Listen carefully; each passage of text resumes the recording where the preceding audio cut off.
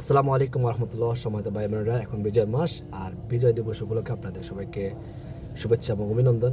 আলহামদুলিল্লাহ, এটা একটি মহান অ্যাচিভমেন্ট, একটি স্বাধীন দেশ হওয়া। আল্লাহ সুবহানাহু ওয়া তাআলা পবিত্র কালামে মাজিদে বলেন, সূরা হুজরাত সূরা নম্বর 49 আয়াত নম্বর 13, যে আল্লাহ সুবহানাহু ওয়া তাআলা আমাদেরকে বিভিন্ন জাতি গোত্রে সৃষ্টি করছেন।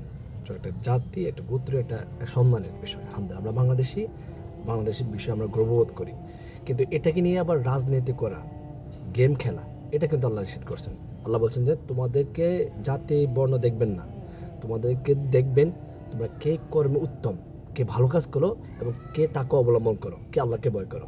এটা আমাদের মূল লক্ষ্য। সমাজ ভাই বোনেরা, দুর্ভাগ্য হলো সত্য, বাংলাদেশে বিশেষ করে রাজনীতির মাঠে এই স্বাধীনতা, এই মুক্তিযোদ্ধা রাজাকার একটা গেম খেলতেছে। এটা অনেক বছর খেলতেছে। এটা খেলে কি আমাদের দেশকে উন্নত করতে পারছি আমরা? রাজাকার, মুক্তিযোদ্ধা, এটাকে ব্যবহার করে যারাই করছেন তারা কিন্তু দেশটাকে ক্ষতি করছেন এবং দেশটাকে ধ্বংস করছেন। এটা প্রমাণ আপনারাই দেখতেছেন ভাই, এটা বলতে হবে না। যারা বিদেশে থাকেন, বাইরে থাকেন, আমার খুব কষ্ট লাগে তাদের জন্য। বিশেষ করে নরওয়েতে একটা এক্সাম্পল দিই। এটা জার্মানি কিন্তু আক্রমণ করছে নরওয়েকে এবং অনেক মানুষ মারছে। জার্মানি কিন্তু এরকম সরি টরি কিছু বলেনি, কিন্তু সম্পর্কে স্বাভাবিকই বলছে নরওয়েটাকে নিয়ে রাজনীতি মাঠে খেলতেছে না। কে যুদ্ধ করছে, কে যুদ্ধ করেনি, শেষ। যারা আমেরিকাতে থাকেন সেখানে দেখবেন আমাদের ইংলিশ বাইরে যাদেরকে আমরা ইউকে বলি, ইংল্যান্ড বলি, তারা কিন্তু আমেরিকাকে অনেক হত্যা করছে, অনেক ধ্বংস করছে, আমেরিকার ধ্বংস করছে।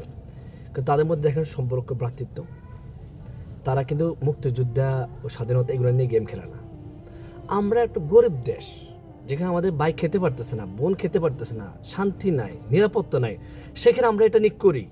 আপনাদের কখনো কি চোখ কান খুলবে না সময় ভাই বোনেরা বিষয়গুলো নিয়ে?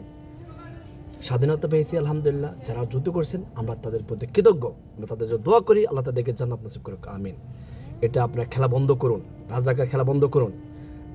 আমরা এখন দেশটাকে কীভাবে রক্ষা করব অন্য দেশের থেকে, আমেরিকা থেকে, ইন্ডিয়া থেকে দেশটাকে রক্ষা করতে হবে, সেটা কাজ করতে হবে। আর বাংলাদেশের মুসলিম ভ্রাতৃত্ব গ্রহণ করতে হবে। আর সর্বশেষ আল্লাহ জমিনে আল্লাহ দিনের জন্য কাজ করতে হবে।